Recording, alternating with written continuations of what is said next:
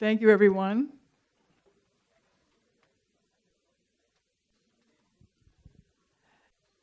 I'm privileged to be here today.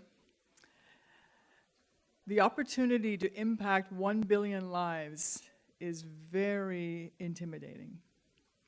And yet, we have the capability, we have the technology, we have what we need to make a difference in the world.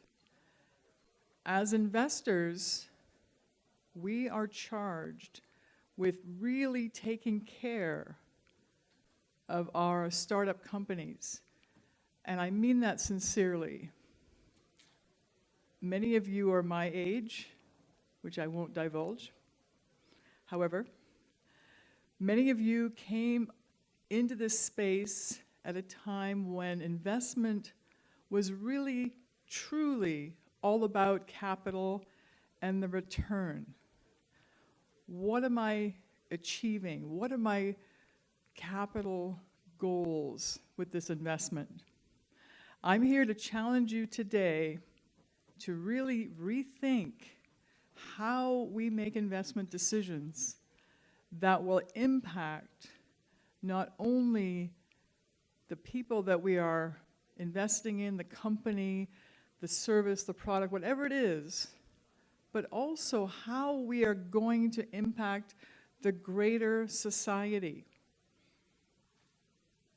Think about the fact that for the first time in human history, we have an opportunity to really save our home, our planet. I want you to visualize a home, your home. Visualize it as your sanctuary, the place where you come back to every day to regroup, recharge, be with family, take care of your life. Think of that home going up in flames. Think of the devastation, and you know there are many people today, not far from here, who have experienced that firsthand. Think about your home being completely obliterated, like it never existed. What would you do to prevent that? You'd do almost anything. I know I would. I would be very interested in anyone, any company that can help me protect what is truly my most valuable asset, because it holds everything that I hold dear. It's my home. Remember that. The home. Burned to the ground. 30 years ago, I was the 20-something founder. We're meeting them today. They're wonderful. They're on fire. They're telling us that this is the next big thing. This is the $1 billion. This is the world global changing opportunity that they really want us to participate in. I can recall being in a space, and my background is healthcare. I was in a space where healthcare was thought of as something that was only necessary when there was a problem. When you had a disease or an injury or something that was preventing you from functioning fully in your capacity, you then went somewhere, sometimes to the doctor, sometimes to the hospital, to be made whole again. And that paradigm was developed over the last, let's say, 200 years, to be fair, through science, through innovation, through people thinking and really determining what are the causes of ill health and how can we fix ill health. However, and you guys are mostly my age, you remember the days when we started talking about, hey, let's really re-look at this. What do we put in our bodies? What do we eat? What do we drink? What do we do every day that protects our health? And that was my space. That's where I came in. And I said, okay, we're going to help people to stay healthy. What a radical concept at that time.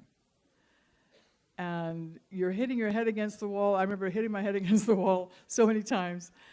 But I really felt so strongly about the notion that we could keep people healthy through health education, good nutrition, lifestyle practices, stress management, all the things that today are second nature. But at that time, this was new. This was something that people were not really talking about in the mainstream. I had a team of co-founders, or 6 of us all together, and we created a program that was designed to keep people healthy.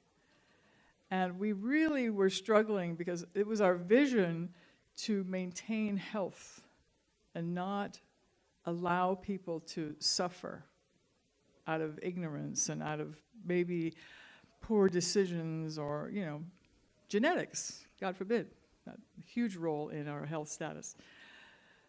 And we went to, after giving, many discussions and many meetings with medical people who were saying, well, this is great, but, it's a very difficult challenge to change habits, to change behavior in order to help people stay healthy. Finally, we sat down with, and I forgot to mention this, I'm actually dual citizen. I was in Canada for 30 years, and I was there at that time in Ontario. And we went to one of the largest insurance companies in the country, to the head of employee benefits at that time. And this gentleman sat in the office with us, and we basically laid out our vision, and we said, we want you to adopt our model and bring it to your client corporations and deliver this with our support, deliver this program to the employees of your client corporations. And I can remember this VP of benefits looking at me, and he almost was embarrassed, and he said, we know we need to do this.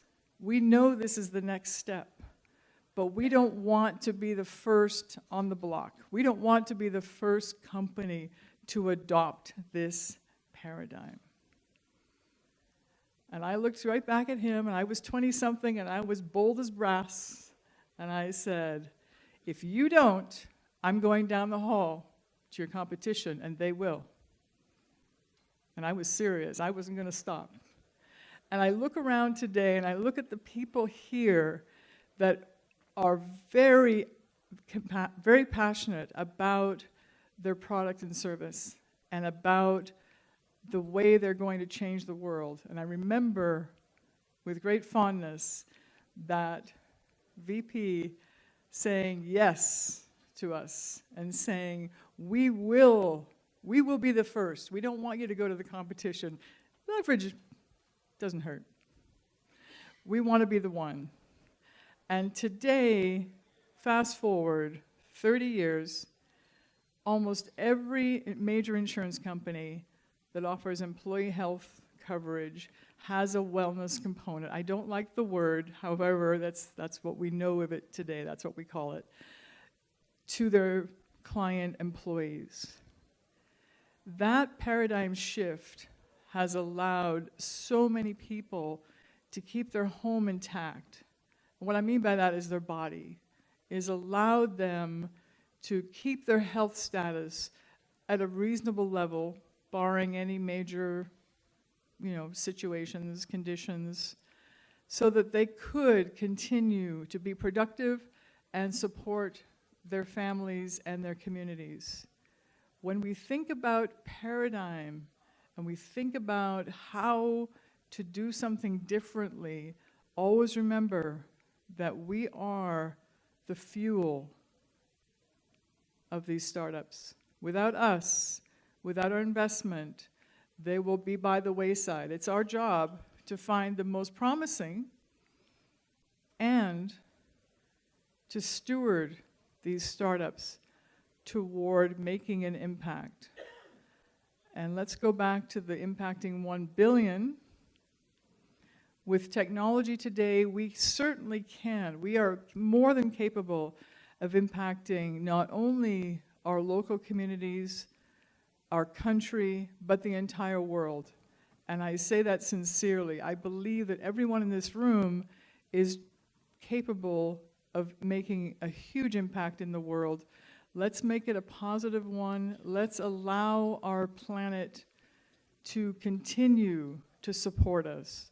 Let's use our resources in a way that provides support to the globe, and we will be recompensed. Thank you so much.